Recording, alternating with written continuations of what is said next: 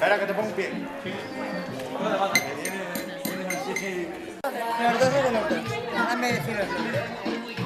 Elsa. Espera, que la decoro.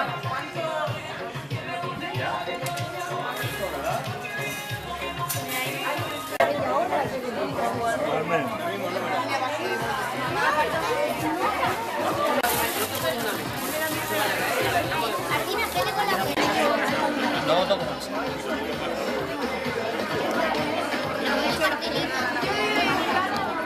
A ver si pongo bolsa. Tiene una pinta como...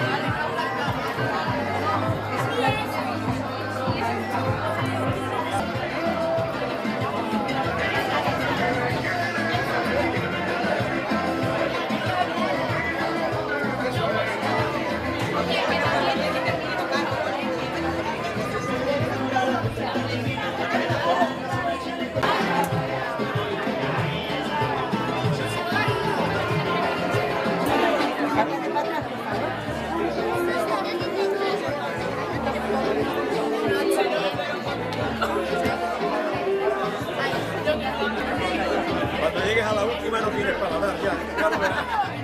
Ya lo verás.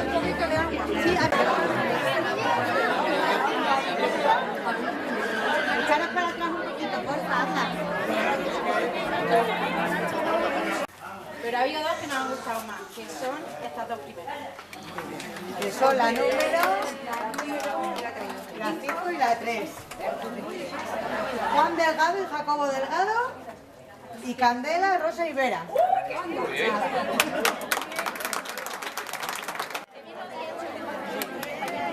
bien.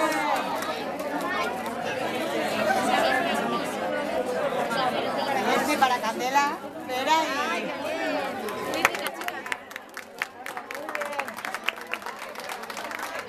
Vaya un momento, por favor. Bueno, pues un aplauso para todos por participar y ahora voy a cortar y un poco de tranquilidad, por favor, para probarla.